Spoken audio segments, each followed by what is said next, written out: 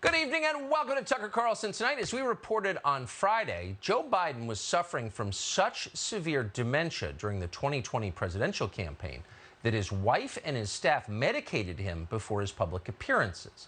We're not guessing about that. We spoke directly to an eyewitness who saw it happen multiple times. That means that everyone around Joe Biden has known perfectly well for more than 3 years that he is incapable of serving as president. And yet, knowing that, they foisted him on the country anyway. Why did they do that? Well, of course, to carry out a task, to carry out the revolution, to end the historic protections of free speech and self-defense in the United States, to hobble domestic energy production, to scramble gender roles until no one can think clearly, and then hook the middle class on federal handouts.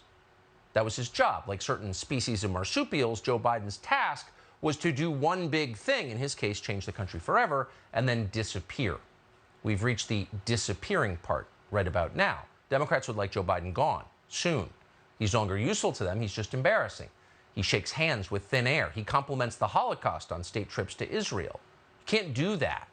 So not surprisingly, almost 70% of Democratic voters don't want Joe Biden to run again, so you can be certain that he won't. No matter what his staff is claiming now, they don't want to be relegated to lame duck status, so they're pretending otherwise. But no matter what they say, you will never hear another word from Joe Biden after January of 2025, assuming he makes it that long. So the question really is, who replaces Joe Biden? The scramble begins now. Now, it's early enough that we can't really say. We can't say it all, in fact. The only thing we can say is which candidates seem to believe they could be the next Democratic nominee. And so far, it is an amazing lineup that reveals a lot about the state of the Democratic Party 2022. First on the list, believe it or not, is the governor of Illinois, J.B. Pritzker. Pritzker is an inherited money dolt.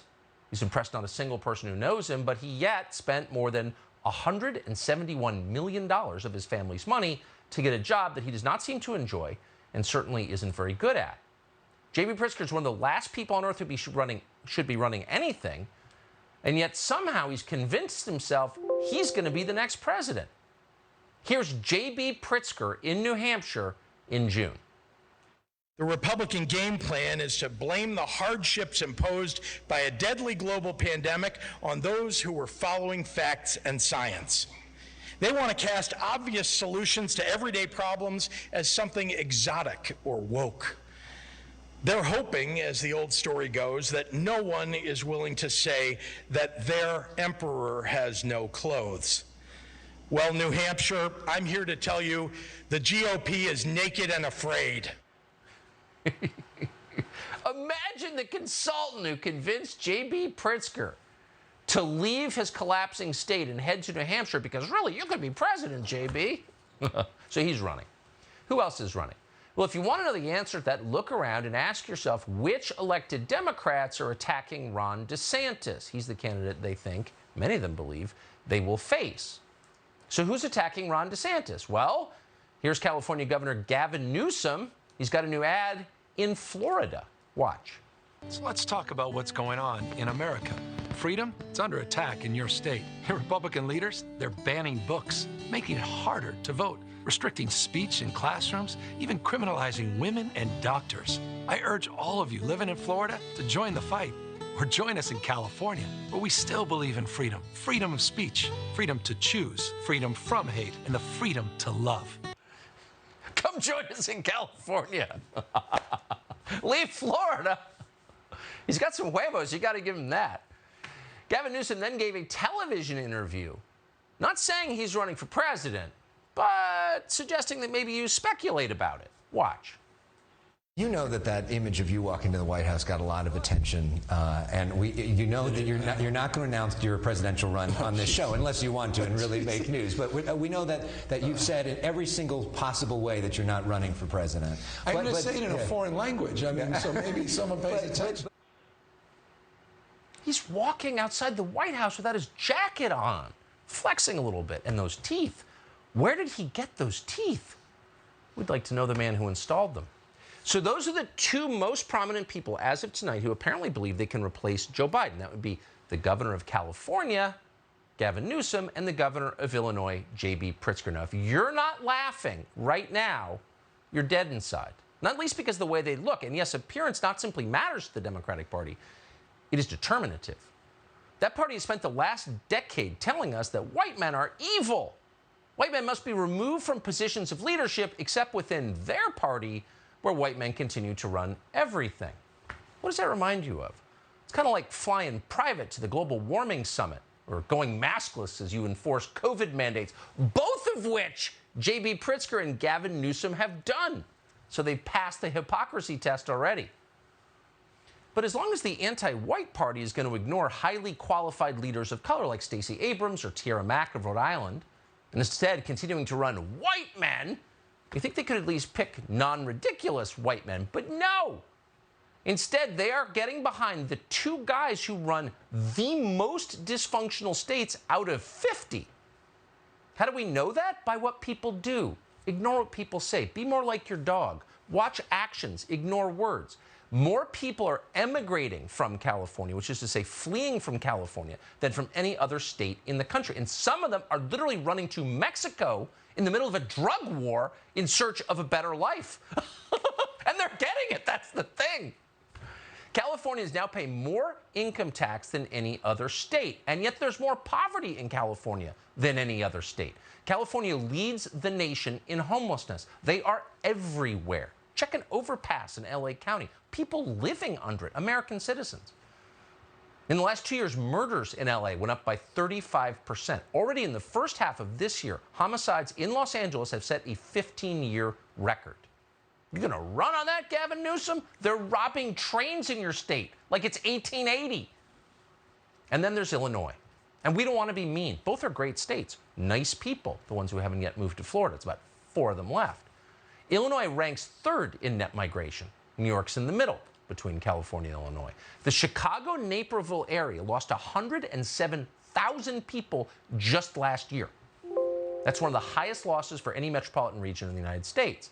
LA and San Francisco also rank near the top of that list. So again, if you want to judge someone's success, ask yourself, are people moving to the place that person governs, or are they running at high speed in the other direction? Illinois and California are in the second category. According to the Illinois Policy Institute, Illinois loses a resident every 4 minutes. Now, how many people is that? Well, over a year, that's the equivalent of losing the entire city of Springfield, which is the capital of Illinois. How many are going to Florida? Well, most of them. One of the reasons that Illinois isn't safe anymore is because people with jobs are leaving. As of July 10th, year-to-date total crimes in the city of Chicago are up 34% year over year. Now, who's responsible for this? Who's running it? Well, J.B. Pritzker is running it. And everyone who lives there, who still lives there, who's too tired to get out or can't afford to flee to Broward County, is mad about it. And that's why every time J.B. Pritzker goes outside sweating profusely, he gets yelled at. Watch.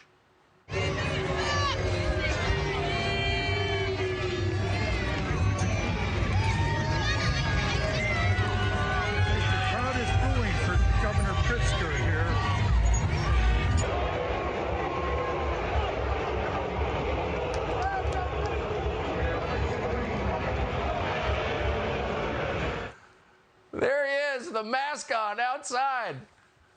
You can just imagine him going back to his box and saying to his aide, what were they saying? Oh, they love you, Governor. They love you. But they don't, and they shouldn't.